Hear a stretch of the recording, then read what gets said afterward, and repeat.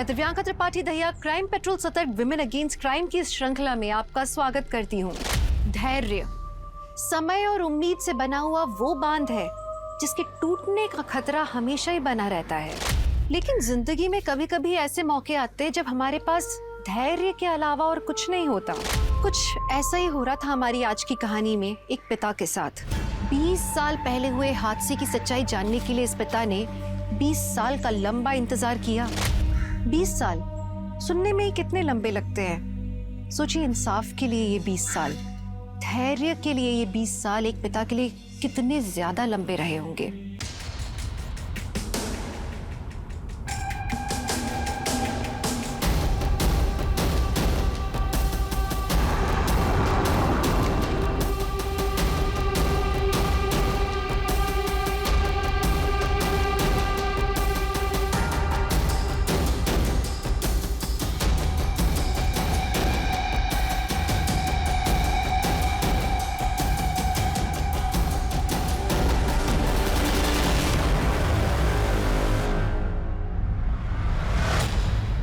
इस केस को 20 साल हो गए हैं जेनिफर। इस बार कहां से शुरू करना है? योर ऑनर, फाइल नंबर 1 से। इस केस को उसके अंत तक पहुंचाने के लिए हमें शुरू से शुरू करना पड़ेगा। कौन थी निधि रस्तोगी? 21 साल उम्र की lady college of art and commerce में पढ़ने वाली फाइनल ईयर स्टूडेंट या कोई और? योर ऑनर, ये उसकी पर्सनल डायरी है। I would like to read. Sure. Entry date 26 November 1994। आज का मेरा टारगेट कंप्लीट हो गया। मुझे अपने फ्यूचर के लिए और ज़्यादा मेहनत करनी होगी। 27 नवंबर 1994। आज का दिन बड़ा अच्छा था। मेरे सेमेस्टर रिजल्ट से पापा बहुत खुश थे। वैसे मैं खुद को तो कॉन्ग्रेचुलेट करना भूल गई। मिसेस डायरी, अब मैं टीचर बन गई हूँ, मैथ्स टीचर। 600 रुपीज़ सैलरी है मेरी। सिर्फ 100 रुपये अपने लिए रखूँगी और 500 रुपये पापा को दिया करूँगी। I am very happy. Nidhi, ऐसी बहुत सारी पॉजिटिव एंट्रीज हैं, अच्छे थॉट्स। योर ऑनर, निधि की मौत के कुछ हफ्ते पहले से उसी के घर से इस केस की शुरुआत हुई। निधि, अभी ये सब करने की क्या जरूरत है? बाद में करो ना। अरे बस हो गया पापा। अभी जाना जरूरी है क्या? न्यू ईयर मना के जाओ ना। अरे पापा, बस एक बार ग्रेजुएशन कंप्लीट हो जाए और सीए का एग्जाम दे दूं, फिर न्यू ईयर क्या, होली दिवाली सब साथ में मनाएंगे। दीदी, और निशी क्यों चिल्ला रही है? ये सब छोड़, फटाफट आओ ना। पहले बार चलो। अरे आओ तो सही, तुम चलो तो सही। ये देखो दीदी, ये कितना प्यारा है। वाह निशी, ये तुमने सजाया? हाँ दीदी, और ये देखो दीदी, सेंटा का बास्केट जिसके अंदर सेंटा हमारे गिफ्ट्स रखेगा। सुन लिया ना सेंटा? क्या नहीं समझी? मुझसे भी हाइट में लंबी हो गई है और तुझे अभी तक नहीं पता चला कि सेंटा कोई और नहीं, पापा है। याद कर, हम हर बार रात के 12 बजे बाहर जाते थे सेंटा को देखने, तो पापा कुछ ना कुछ भूल जाते थे। जैसे मेरा पर्स खो गया, मेरी वॉच रह गई। पापा, मैं क्या सोच रही हूँ, इस बार ना हम गिफ्ट वहां छुपाएंगे। कहाँ? आया। बच्चों, ये सेंटा जो है ना, ये असल में होता है। अदरवाइज तुम दोनों जैसा प्यारा सा गिफ्ट मुझे कैसे मिलता? Love you. लव यू पापा। Oh my God! क्या? अरे एक बात तो बोलना भूल ही गया मैं। Wish you very happy birthday. Thank you पापा। हैप्पी बर्थडे दीदी। Thank you. Happy birthday to you. Happy birthday to you.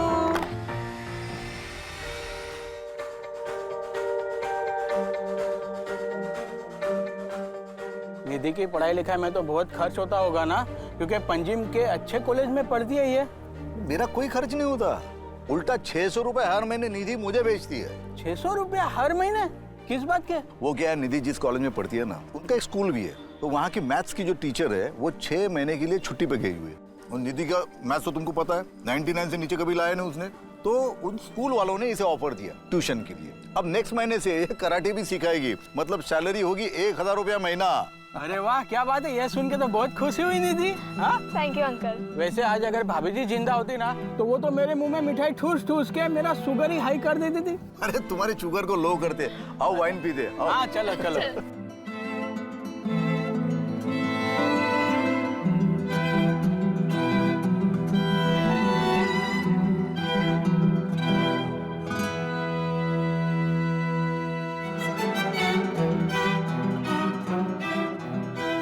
Take care बेटा। और हाँ, 24 घंटे ना किताबों में घुसे मत रहना, थोड़ा खाने पीने का भी ध्यान रखना। हुँ? अभी 53 किलो की हो तुम। अगर 52 भी हो जाओगे ना, उन हॉस्टल वालों की खैर नहीं बता रहा हूँ। 55 की हो जाऊंगी बस। अरे वो इतना भी खाने पीने का ध्यान मत रखना, पढ़ाई पे कॉन्सेंट्रेट करना, पढ़ाई मन लगा के कर। और हाँ, wish you very happy new year in advance. Happy new year in advance पापा। हैप्पी न्यू ईयर दी। Happy new year. और हाँ, फोन जरूर करना। हर साल अपने क्लास में आने वाली टॉपर, एक माहिर कराटे फाइटर और उससे भी कहीं ज्यादा हैप्पी गो लकी, एक खुश मिजाज लड़की। योर ऑनर, अगर आज वो जिंदा होती तो उसकी कहानी कुछ और होती, पर अक्सर देखा गया है कि सबसे ज्यादा ब्राइट चमकने वाला हीरा किसी ना किसी की आंख में खटकते रहता है। निधि के साथ भी वैसा ही कुछ। 1 2 3 4। हाँ हाँ हाँ हाँ। और ऊपर हाँ। तो आज हम क्लास यहीं पे एंड करते हैं। कल हम शाम को 5 बजे मिलेंगे, 5 PM sharp. Okay? Thank you ma'am. Thank you. Hi Nidhi, काफ़ी अच्छा फीडबैक है तुम्हारा। स्टूडेंट्स भी तुम्हें काफ़ी पसंद करने लगे हैं। एक बार अपनी पढ़ाई पूरी कर लो, उसके बाद मैं तुम्हें as senior math teacher promote करवा दूँगा। सैलरी भी अच्छी होगी, साथ में अपना B.Ed भी कर लेना। Thank you very much sir. अरे थैंक यू की कोई बात नहीं, यू डिजर्व इट। अच्छा, तुम्हारे पास मेरा लैंडलाइन नंबर है? कोई भी काम हो, कॉल मी एनी टाइम, दिन हो या रात, सोचना मत, just come to my home. Take care. Take care sir. मेरा सामान किसने फेंका? मैंने। जानवी, तुम्हारा प्रॉब्लम क्या है? प्रॉब्लम है ना तू है। ये जो तेरा अटेंशन सीकर वाला एटीट्यूड है ना, ये जरा अपने पास रख। तुम्हारी प्रॉब्लम्स, प्लीज मेरी जगह से निकल जाओ। वरना क्या कर लेगी? हाँ, 2-4 कराटे के मूव्स दिखाएगी। चल दिखा, चल दिखा दिखा दिखा जानवी। ओए, क्या हो रहा है? चलो दोनों अपनी जगह पे। वार्डन दीदी, प्लीज मेरा रूम चेंज कीजिए, मुझे यहाँ नहीं रहना। वार्डन दीदी, आप है ना इसको इस सड़ियल रूम में रहने दीजिए। आप मेरा ही रूम चेंज करवा दीजिए। Janvi, mind your tone.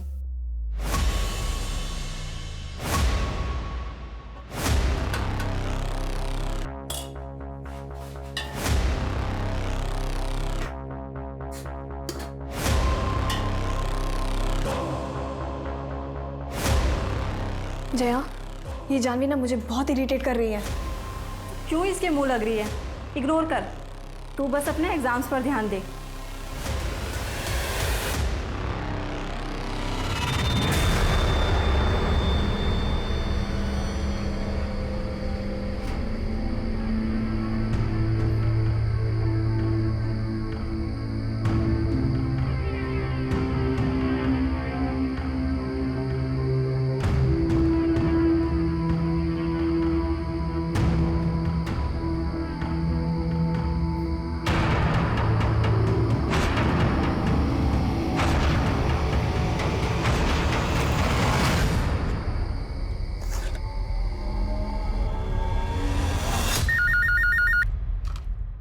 Hello पापा।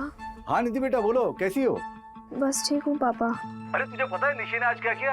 अरे रास्ते पर से कुत्ते का बच्चा घर पे लेके आई, फिर उसको लाख समझाया, उसके बाद वापस छोड़ के आई। वो अभी रूठ के बैठी है, बोलती खाना नहीं खाएगी। निधि,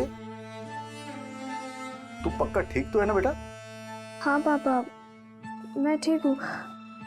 मुझे आपसे कुछ बात करनी थी। क्या बात है? कोई प्रॉब्लम है? वो रितेश वहां आया क्या? नहीं पापा, रितेश की बात नहीं है। तो बेटा खुल के बोलना, क्या बात है? पापा मैं आपसे बाद में बात करती हूँ, मेरी वो दोस्त आ गई है। ठीक है, तुम मुझे जरूर फोन करना, मैं इंतजार करूंगा तुम्हारे फोन का।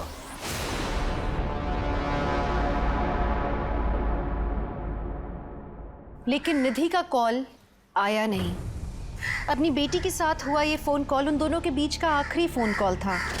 बेटी के एक फ़ोन कॉल के इंतज़ार ने उस पिता को लंबे अरसे तक बेचैन रखा था, ये जानने के लिए कि उस रात आखिर क्या हुआ था। लेकिन 20 साल तक चले इस केस की यह अभी शुरुआत ही हुई थी।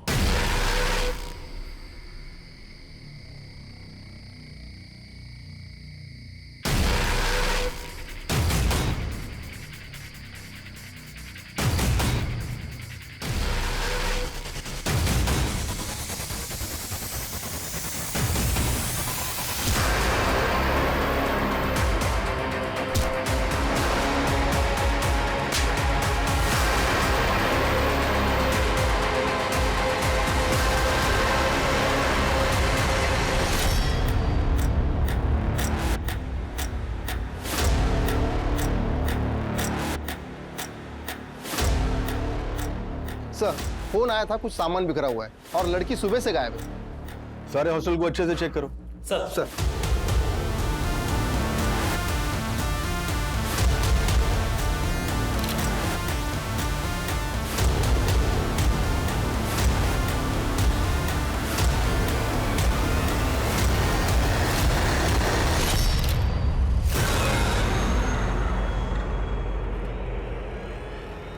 सर, ये चप्पल तो निधि की है। उधर पूरा कमरा अच्छे से चेक करो।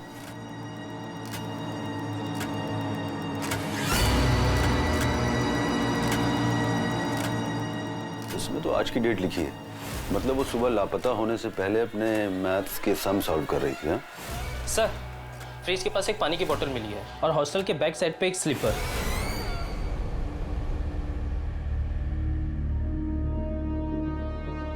सर, यहाँ मिली है चप्पल।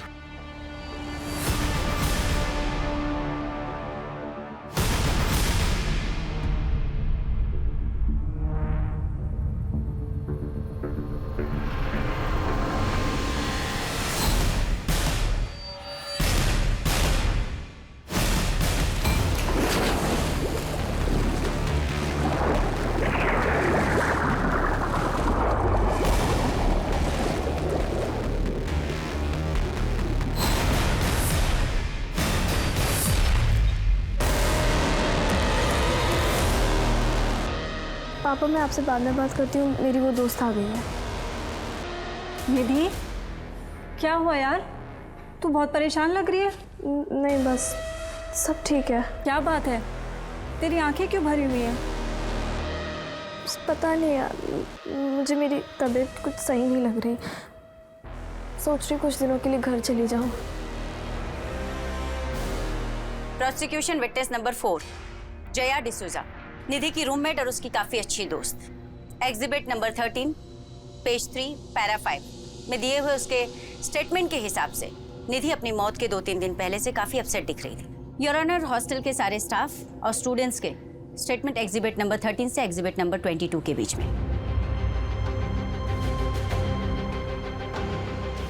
सर, यकीन ही नहीं हो रहा कि निधि अब हमारे बीच नहीं रही। पता नहीं उसने ये सब किया ही क्यों।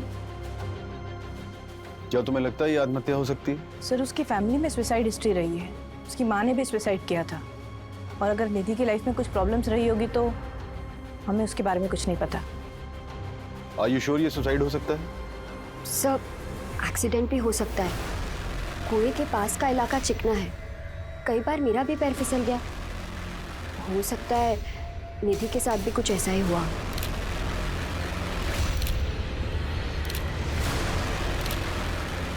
और ये गले के मार्क्स का पिक्चर लेना, सारे बॉडी पार्ट्स की प्रॉपर पिक्चर चाहिए।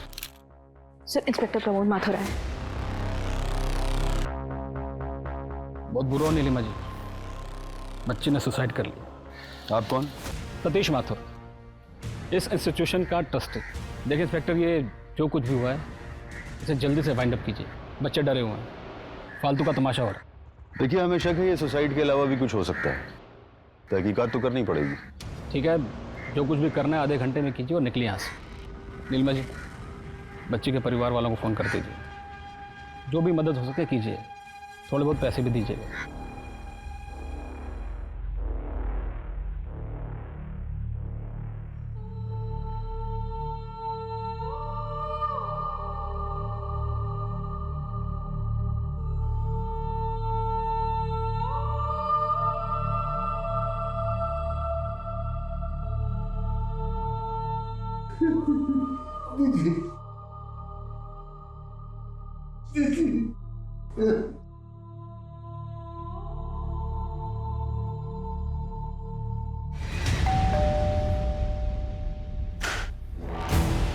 एसपी सर ने बुलाया है। हाँ प्रमोद। जैन सर। जी Jain sir. Yes sir. I'll do that right now, sir. Right. Thank you sir. हाँ प्रमोद, क्या रिपोर्ट है? सर, आत्महत्या का मामला है। लड़की ने कुएं में कूदकर अपनी जान दी है। किसी बात को लेकर डिस्टर्ब थी, कोई personal issue, may be exam का प्रेशर या फिर किसी लड़के का चक्कर। पोस्टमार्टम रिपोर्ट क्या कहती है? Same sir, suicide, no foul play. लड़की की बॉडी उसके घर वालों को पहुंचा दी है। Good job. ये केस को जल्दी सॉल्व करना हमारे लिए बहुत जरूरी था। बहुत प्रेशर है सर।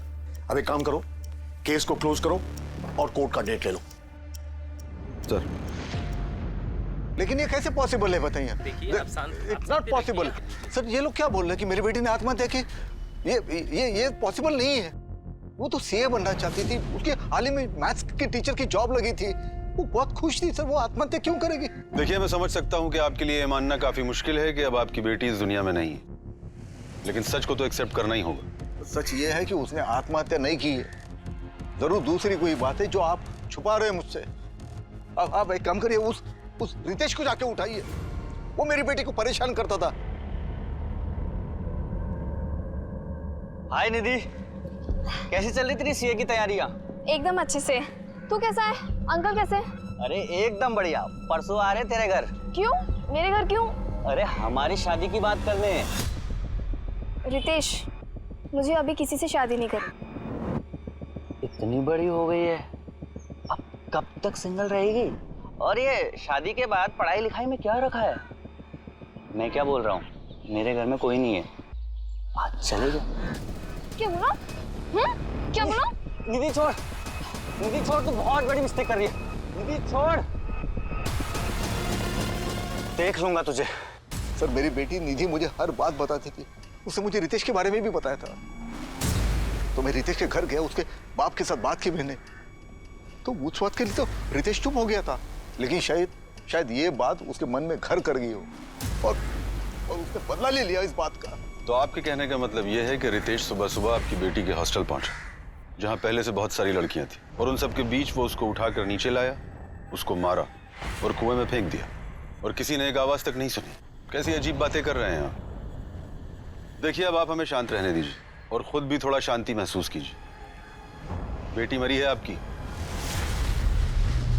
महज एक हफ्ते में लोकल पुलिस टीम ने इस केस को आत्महत्या बताकर बंद कर देना चाहा, पर हिंदुस्तान के किसी भी अदालत में यह पहला ऐसा केस था जहां पर अदालत खुद ये मानने के लिए तैयार नहीं थी कि निधि ने आत्महत्या की। कोर्ट का सीधा सा सवाल था कि अगर निधि ने आत्महत्या की है तो हॉल में सामान बिखरा हुआ क्यों है,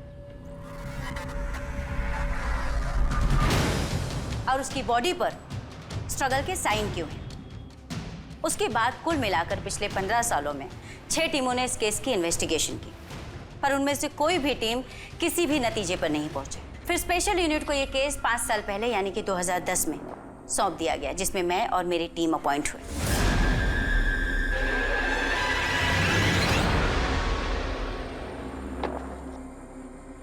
मैम, अब तक 6 टीम ने इस केस को सुसाइड बताया है और सबने रिक्वेस्ट की है कि इस केस को क्लोज कर दिया जाए। लेकिन 7वीं टीम का ऐसा कोई इरादा नहीं। 19 जन 1995 ये वही दिन है ना जिस दिन कुएं से निधि की डेड बॉडी मिली थी। Right ma'am. अगर 1 मिनट के लिए मैं मान भी लेती हूँ कि उसने सुसाइड कमिट किया, तो सुसाइड कमिट करने से पहले वो ये मैथ्स के सम क्यों सॉल्व कर रही थी? मैम, ये रही उसकी डायरी। मैथ्यू, मैं डायरी पढ़ चुकी हूँ। उसकी डायरी के एक भी पेज को देखकर ऐसा नहीं लगता कि वो सैड थी या सुसाइडल टेंडेंसी की थी। हर पेज पर कुछ ना कुछ positive, happy, cute, excited, bright future, bright सोचने वाली लड़की। एक्सेप्ट 16 जन 1995, उसकी डेड बॉडी मिलने के 3 दिन पहले। 3 दिन पहले से उसने डायरी लिखना बंद कर दिया था। आखिर उन 3 दिनों में ऐसा क्या हुआ था जिसने उसके डायरी लिखने के रूटीन को खत्म कर दिया? इस केस को बीते हुए काफी साल हो चुके हैं हमें फाइल्स और पेपर्स के अलावा मिलेगा क्या? सच, जिसको तलाशने के लिए मैं यहाँ आई। मैथ्यू, हम माँ बाप अपने बच्चों को अपने से दूर इसलिए भेजते हैं कि वो पढ़ लिख कर हमसे बेहतर करें जिंदगी में। बेचारी 21 साल की बच्ची थी, और जब आपके बच्चे के साथ ऐसा कुछ हो जाए तो आपकी अंदर तक रूह कांप जाती। और उसके पापा को तो पता तक नहीं कि उनकी बेटी के साथ हुआ क्या। क्या ढूंढना चाहती है आप? और आपके बाकी साथियों ने क्या ढूंढा है?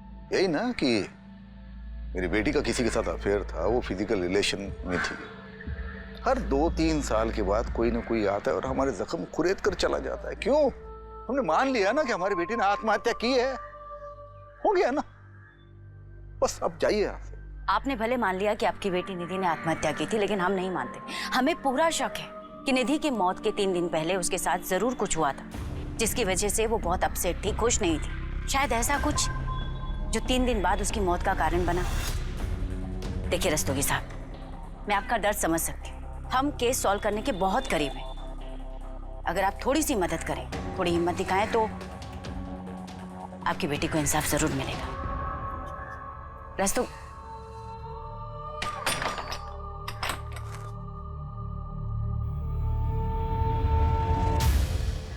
मैम, ये रही निधि की ऑटोप्सी रिपोर्ट। ये फर्स्ट रिपोर्ट और ये डिटेल रिपोर्ट। ऑटोप्सी रिपोर्ट के मुताबिक निधि के सर पर काफी गहरी चोटें थी, 4 चोटें। और इनिशियल इन्वेस्टिगेटिंग ऑफिसर्स की थ्योरी थी कि ये चोटें कुएं में गिरने की वजह से भी आ सकती हैं। तो इस थ्योरी का प्रैक्टिकल करके देख लेते हैं।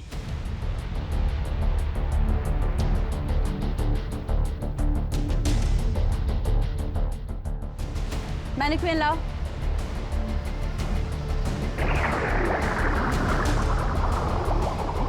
सर, एक तरफ अगर एक कॉन्शियस इंसान पानी में डूबने से मरे और दूसरी तरफ एक अनकॉन्शियस इंसान पानी में डूबकर मरे, तो दोनों ही हालातों में काफी फर्क होता है। मैं एक्सप्लेन करती हूँ। सर, जब पानी में डूबने की वजह से लंग्स के अंदर पानी भरता है, तो कॉन्शियस इंसान और अनकॉन्शियस इंसान दोनों के सिनेरियो में लंग्स के अंदर अलग अलग टाइप का झाग बनता है। क्योंकि जो कॉन्शियस इंसान होगा उसकी सांसें तेज होंगी, वो छटपटाएगा, बाहर निकलने की कोशिश करेगा, भले ही वो आत्महत्या के इरादे से ही पानी में क्यों ना कूदा। और जो अनकॉन्शियस है वो सीधे डूबकर मर जाए। निधि के लंग्स कंडीशंस को देखकर ये साफ साफ पता चलता है कि पानी में डूबते वक्त वो कॉन्शियस नहीं थी। मतलब ये सुसाइड नहीं, एक्सीडेंट भी तो हो सकता है। पैर फिसल गया हो, चोट लग गई हो और गिर गई हो। एक्सीडेंटली कुएं में गिरने की वजह से अगर किसी को चोट लगेगी तो 1 या 2 बार लगेगी, 4 बार नहीं। अगर 4 बार लगी तो कैसे? सर, इतने सालों बाद उस कुएं या उस हॉस्टल से कुछ भी मिल पाना इम्पॉसिबल था।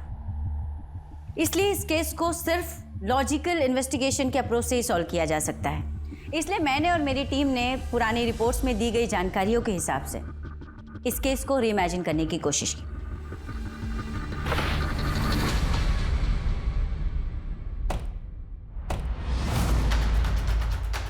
रिपोर्ट्स के मुताबिक निधि का बेड ये था, और सुबह के करीब 4 बजे जब सब लोग सो रहे थे, निधि यहाँ बैठकर सम सॉल्व कर रही थी। सम सॉल्व करते करते सुबह के करीब 4 बजे उसे प्यास लगी और वो फ्रिज का पानी पीने के लिए नीचे चली।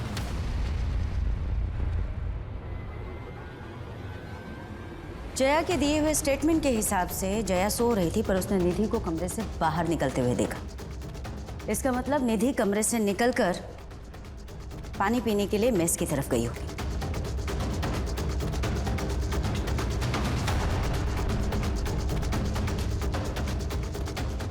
पुलिस फाइलिंग के हिसाब से आज से 15 साल पहले फ्रिज यहाँ कहीं था, जहाँ पर उन्हें एक गिरी हुई बॉटल भी मिली थी। शायद वही बॉटल जिससे निधि ने पानी पिया होगा। पोस्टमार्टम रिपोर्ट के हिसाब से निधि की डेथ सुबह 6 बजे के करीब हुई, जबकि वो पानी पीने के लिए अपने कमरे से सुबह 4 बजे नीचे उतरी, यानी कि 2 घंटे। इन 2 घंटों में उसके साथ क्या हुआ? 1 मिनट के लिए मान लेती हूँ कि उसकी हत्या 20 से 30 मिनट में हुई, फिर भी बचे 1.5 घंटे।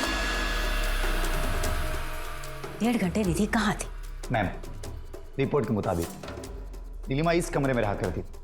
नीलिमा इस हॉस्टल की केयर टेकर हुआ करती थी, लेकिन हादसे वाली रात नीलिमा ने न तो कुछ देखा और न ही कुछ सुना। ऐसे लगता है निधि को किसी ने हिप्नोटाइज करके बड़े आराम से सब कुछ करा दिया। क्या हुआ मैडम, कुछ पता चला आपको? इन्वेस्टिगेशन हो रही है, पता भी चल जाएगा। देखिए मैडम, बच्चियां बाहर धूप में खड़ी हैं, आप लोग ऐसे बार बार आ जाते हैं, अच्छा नहीं लगता। अब आपका हो गया ना सब, जाइए और रिपोर्ट फाइल कीजिए। और क्या फाइल करूं रिपोर्ट में? यही कि बच्ची बीमार थी, परेशान थी। तो आप ही हैं जो अभी तक सबको नरेशन देते आए हैं। ये इसका मतलब आप ही का हाथ है मर्डर? अरे मैडम, मर्डर वर्डर कुछ हुआ ही नहीं था, और मुझ पर इल्ज़ाम लगाने से पहले अब सबूत लेकर आई। आपसे पहले भी बहुत टीमें आई, खूब छानबीन की, हीरो बन गए सब लोग। फाइनली केस क्लोज करके चले गए ना, आप भी चली जाएंगी।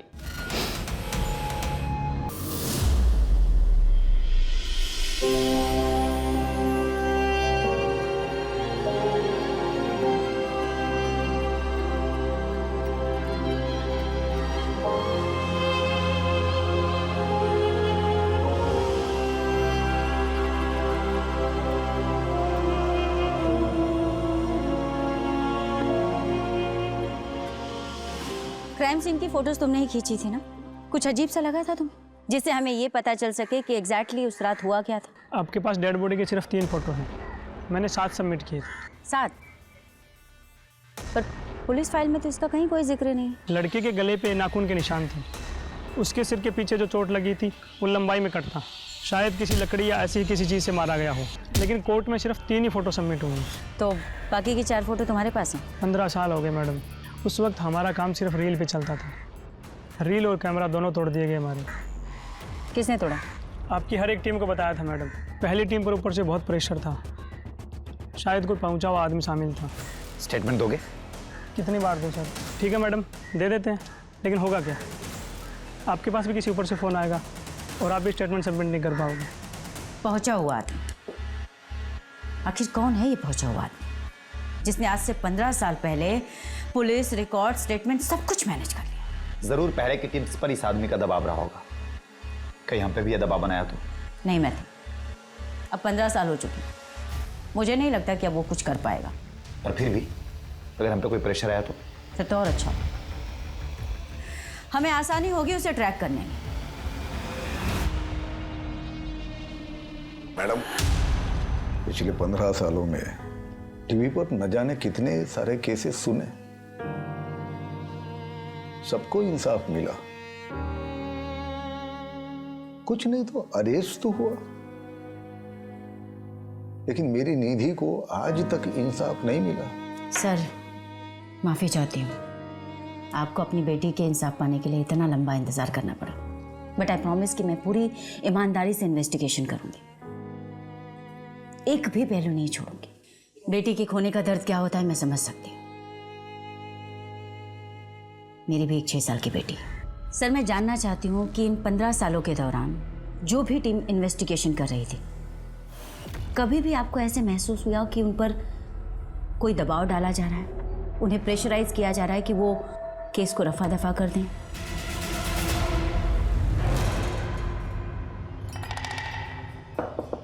सर, अरे आप मेरे घर पे आ गए, आप पुलिस स्टेशन में आइए। सर प्लीज आप फिर से तहकीकात कीजिए ना। देखिए, मेरी बेटी ने हकमंद नहीं किए, वो ऐसे कैसे कर सकती है सर? तो आप ही बताइए उसने ऐसा क्यों किया? आपकी लड़की जवान थी, घर से दूर रहती थी हॉस्टल में, आपकी निगरानी तो थी नहीं उस पर। मतलब क्या आपका? मतलब ये है कि हमने हॉस्टल के आसपास पता किया था, किसी लड़के के साथ घूमती थी, वो भी मोटरसाइकिल पर। वो तो आपकी इज्जत के बारे में सोच के मैंने डॉक्टर से कहा था कि इसकी सेक्सुअल एक्टिविटी के बारे में रिपोर्ट में ना लिखे। क्या? जी हाँ, शारीरिक संबंध थे उसके।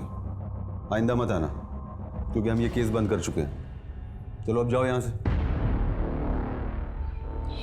देखिए सर, आपको अगर हमें इंसाफ नहीं दिलाना है तो मत दिलवाइए, लेकिन मेरी बेटी को यूं बदनाम मत कीजिए। आपसे हमें कोई उम्मीद नहीं है।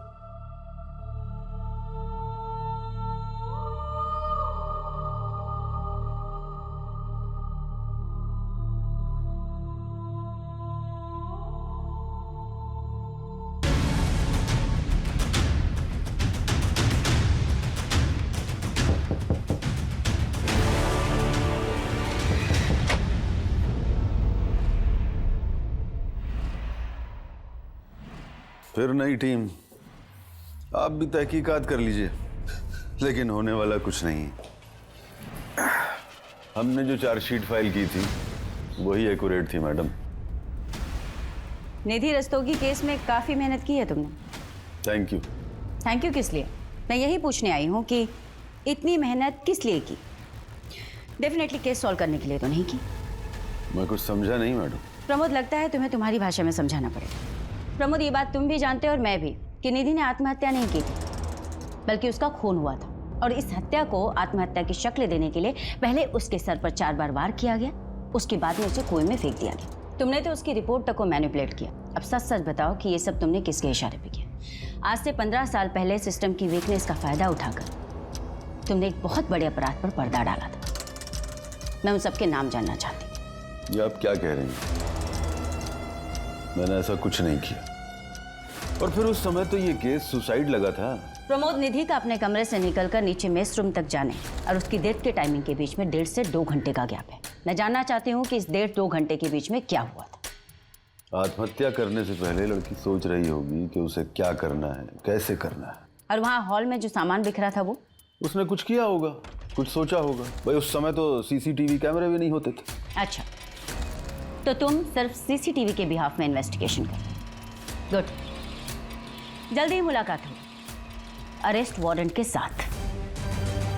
और तुम अच्छी तरीके से जानते हो तुम्हारे डिपार्टमेंट से कहीं ज्यादा मशहूर हमारे डिपार्टमेंट की खातिरदारी।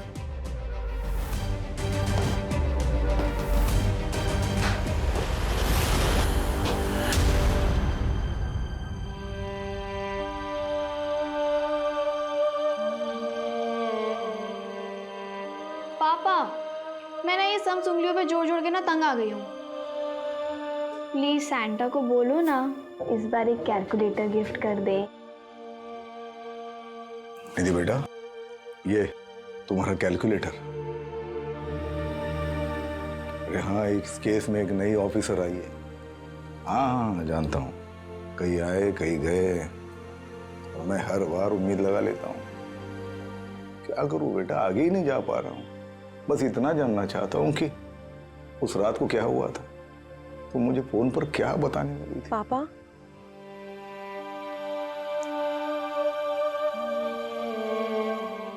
हर बार यही सोचता हूँ कि अगर थोड़ा सा फोर्स करके उसी रोज पूछ लेता, क्या पता शायद दूसरे दिन में तुम्हें मिलने चला आता और शायद आज तुम हमारे साथ होती।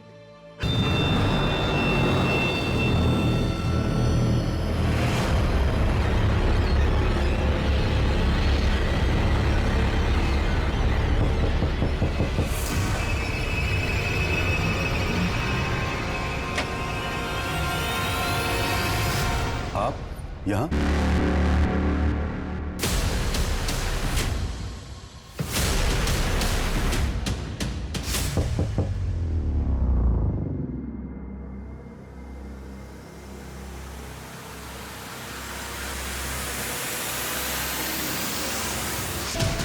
Your honour, inspector Pramod Sharma ji को जहर देकर मारा गया था। इंस्पेक्टर प्रमोद शर्मा की टीम इस केस पर काम करने वाली पहली टीम थी जिन्होंने निधि की डेड बॉडी, उसके कपड़े, उसका रूम अच्छे से देखा और इस केस से जुड़े सारे एविडेंस कलेक्ट किए।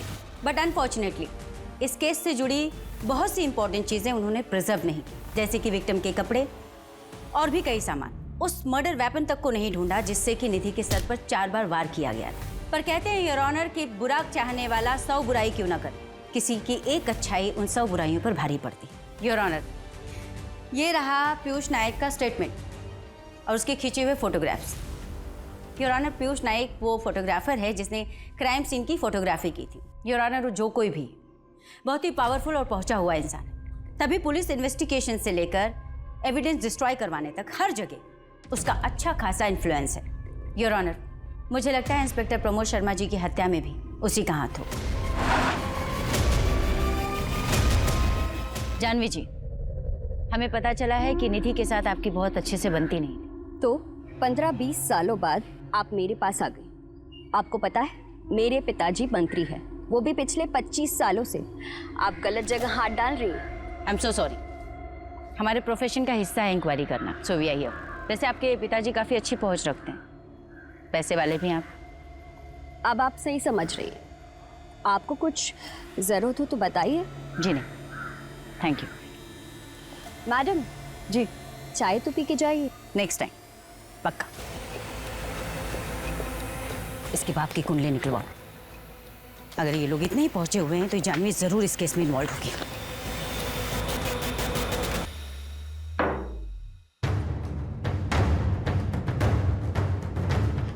जानवी के बाप के बारे में कुछ पता चला? खबरी नेटवर्क एक्टिव है, बहुत जल्द पता चल जाएगा। कहाँ पता चलेगा मैथ्यू? हम जितनी इन्वेस्टिगेशन करते जा रहे हैं, हर लीड हमें डेड एंड की तरफ लेके जा रही है। हर कोई कहता है कोई पहुंचा हुआ आदमी इन्वॉल्व है, पहुंचा हुआ आदमी इन्वॉल्व है। कौन है ये पहुंचा हुआ आदमी? हमें ये पता कैसे चलेगा? मैथ्यू 1995 और उसके 2-4 साल आगे पीछे की सभी फाइल, सभी न्यूज़पेपर, सभी मैगजीन्स खंगालो और पता करो कि उस वक्त पंजिम में कौन से ऐसे बड़े लोग थे जो चर्चा का विषय थे या चर्चित थे। ऐसे तो कई सारे नाम मिलेंगे, किस किस से बात करें? करेंगे, सभी से बात करेंगे। मैम, मुझे नहीं लगता कि इस केस में हम लोगों को कुछ मिलने वाला है। नहीं मैथ्यू, कभी कभी बड़े से बड़े ताले को खोलने के लिए ना एक छोटी सी चाबी की जरूरत होती है। हमें भी बस वो छोटी सी चाबी चाहिए, ताला अपने आप खुलेगा।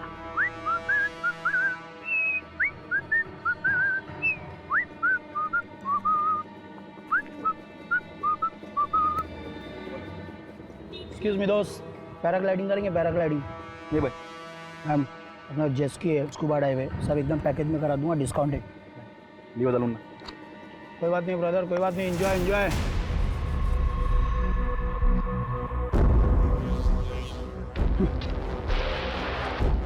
अब घर पे उड़ के जाना। नदीम अहमद पेशे से चोर, लेकिन इस केस में एक बहुत ही इंपॉर्टेंट कैरेक्टर है। भैया एक चाय देना कुल्हड़ वाली। Thank you.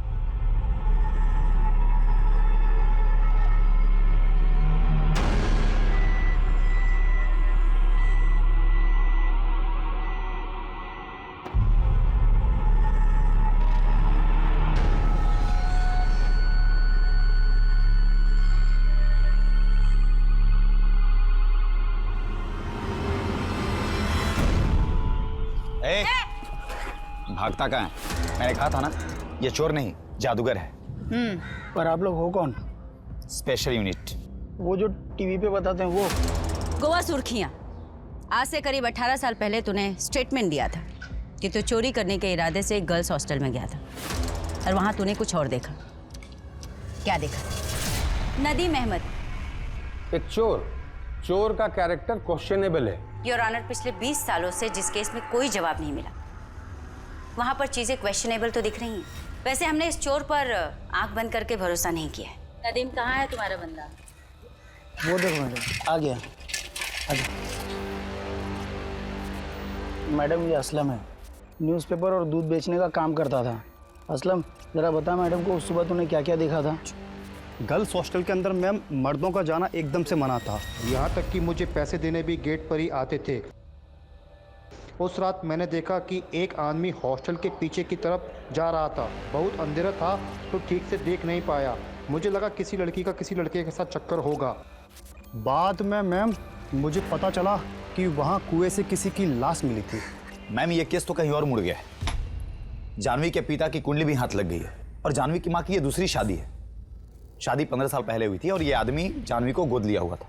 असलम और नदीम के दिए हुए स्टेटमेंट के बेस पर हम निधि को इंसाफ नहीं दिला पाएंगे। It will be very difficult. इस मर्डर के पीछे इन दोनों का भी तो हाथ हो सकता है ना? I don't think. इससे लोगों के बीच ये बड़े नाम इन्वॉल्व क्यों होंगे? इनके साथ तो बहुत आसान होता है ना, इन्हें लॉकअप में डालो, केस बंद। इस केस को सिर्फ इसलिए बंद किया गया है ताकि कॉलेज का नाम ना खराब हो और सिक्योरिटी वाले पे सवाल ना उठे। निधि जिस कॉलेज में पढ़ती थी और जहाँ पर पढ़ाती थी वो पणजी के बड़े इंस्टीट्यूट्स में आते हैं और ऐसे इंस्टीट्यूट अक्सर अपने एनुअल डे फंक्शन पर बड़ी हस्तियों को एज ए चीफ गेस्ट बुलाते हैं। पता करते कि पिछले 4-5 सालों में कौन कौन से लोग एज अ चीफ गेस्ट यहाँ पर आए हैं। 4 साल यानी कि निधि की हत्या के पहले से। 1990 से शुरू करते हैं।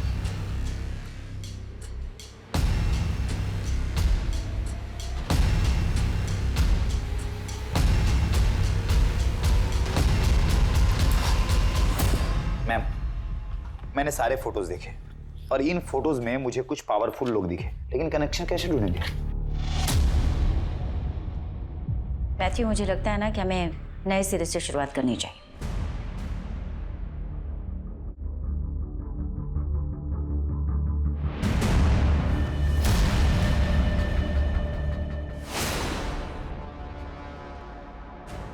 मैथ्यू, ये फर्स्ट ऑटोप्सी रिपोर्ट का सिग्नेचर और ये डिटेल ऑटोप्सी रिपोर्ट की signature, this is a little difference, थोड़ा मैन्यूट सा फर्क है।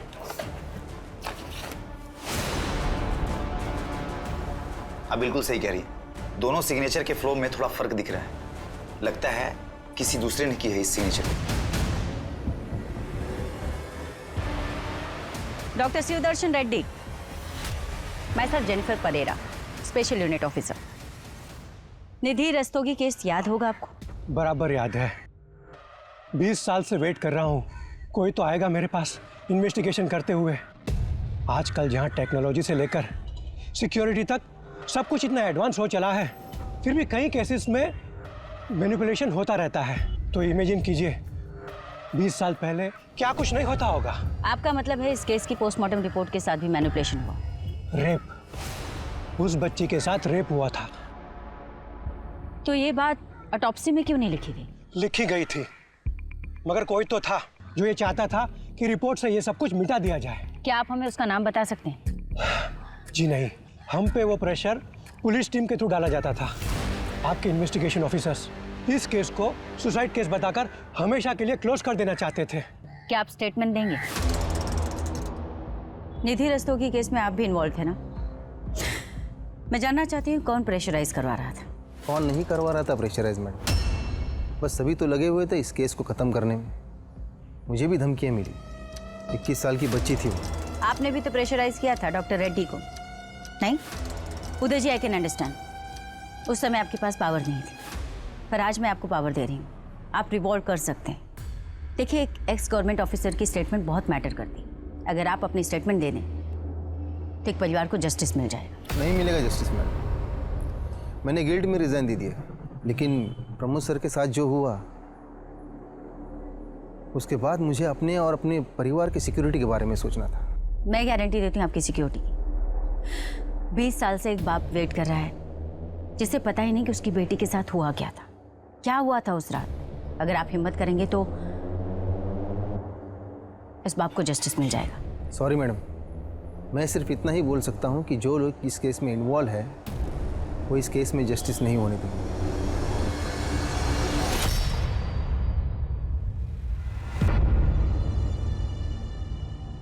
लगता है हमें भी इस केस को सॉल्व करने में 20 साल लग जाएंगे। पता काफी लोगों को है, पर कोई कुछ नहीं कहना चाहता। नीलिमा इस हॉस्टल की केयरटेकर हुआ करती थी, लेकिन हादसे वाली रात नीलिमा ने तो कुछ देखा और ना ही कुछ सुना। निधि का रेप हुआ था ना, हॉल में सामान भी बिखरा पड़ा था और नीलिमा का कमरा मेस रूम के बगल में। माना कि वो सो रही थी, पर कुछ तो आवाज सुनी होगी उसने। मैथ्यू, वो नीलिमा की फाइल देना, उसकी पिक्चर सर। ये रही।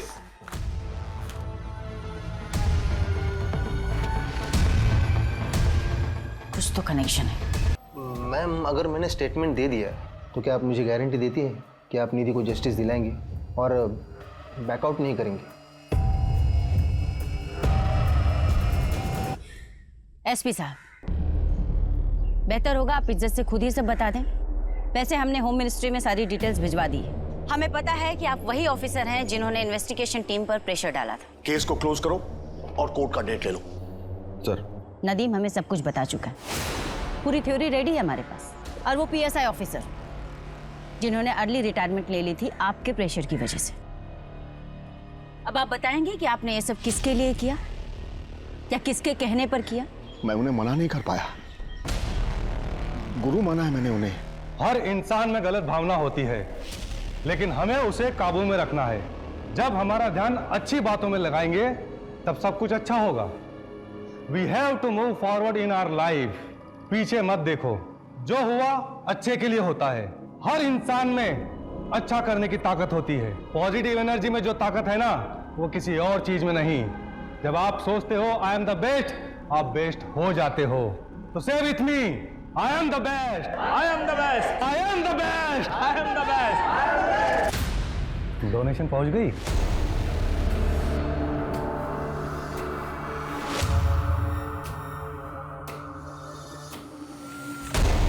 गुरुजी उस दिन किसी को भी याद कर सकते थे, लेकिन उन्होंने मुझे बुलाया। मेरे तो भाग्य ही खुल गए।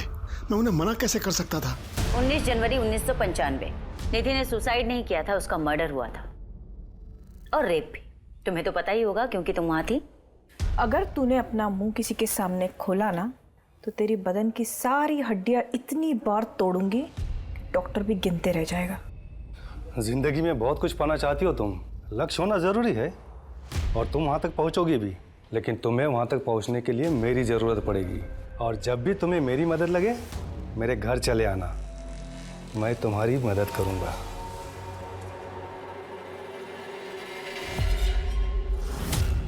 आज जब गुरुजी आए थे ना तुम सबसे मिलने, उन्हें तुम बहुत पसंद आई। पता है इतनी छोटी सी उम्र में तुझे प्रिंसिपल बनाने का सोच रहे हैं। 6,000 रुपए महीने कमाएगी तू, लाइफ तो सेट है तेरी। फिर अपनी छोटी बहन को भी ले आना, गुरुजी का दिल बहुत बड़ा है, उसे भी आशीर्वाद दे देंगे। दिमाग खराब है तेरा। मैं ना तुम सबकी पोल खोल दूंगी। सबको पता चलना चाहिए कि यहाँ पे क्या चालू है, ताकि कोई अपनी बेटी बहन यहाँ ना भेजे। तो उसने मना किया इसलिए मार दिया उसे? नहीं, इसलिए नहीं। तो किस लिए मारा था? क्या हुआ था उस रात? सर, निधि एक कराटे चैंपियन थी। इन्हें पता था कि उसके होश में रहते ये उसका कुछ नहीं बिगाड़ सकते, इसलिए इन्होंने धोखे से उस पर वार किया। सर, संजय और कमल ने मिलकर बड़ी ही बेरहमी से निधि का बलात्कार किया और केस को गुमराह करने की कोशिश की।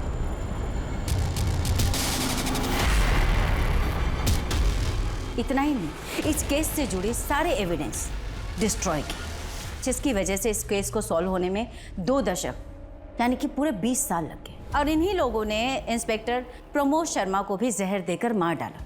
और ये सब सिर्फ इसलिए क्योंकि 16 जनवरी 1995 को यानी अपनी मौत से ठीक 3 दिन पहले निधि गलत समय पर गलत जगह जा पहुंची, जहां पर उसने कुछ गलत होते देखा। स्पेशल यूनिट के इन्वेस्टिगेशन को सुनने के बाद अदालत इस नतीजे पर पहुंची है कि निधि रस्तोगी ने आत्महत्या नहीं की थी, बल्कि उसकी हत्या हुई थी। 21 साल की निधि रस्तोगी, जिसके आगे पूरी जिंदगी थी, जो अपने सपनों को पूरा करने के लिए पूरी मेहनत कर रही थी, उस बच्चे की हत्या के इल्जाम में ये कोर्ट नीलिमा पेंडेकर, संजय शर्मा और कमल जैन को उम्र कैद की सजा सुनाती है।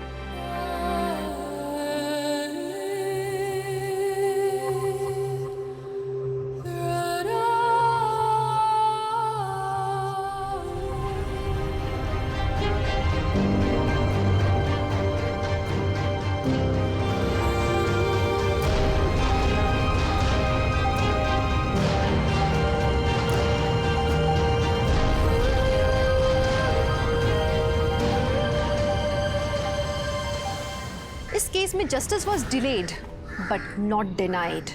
20 साल लगे, लेकिन एक ऑनेस्ट ऑफिसर और उनकी टीम की वजह से एक पिता का लंबा इंतजार खत्म हुआ। तो चलिए, त्वरित इंसाफ की आशा के साथ मैं दिव्यांका त्रिपाठी दहिया आपसे विदा लेती हूँ। फिर मिलूंगी एक नए केस के साथ। तब तक देखते रहिए क्राइम पेट्रोल, सतर्क, विमेन अगेंस्ट क्राइम। एक औरत पर वार, अब हर औरत का भार। जय हिंद।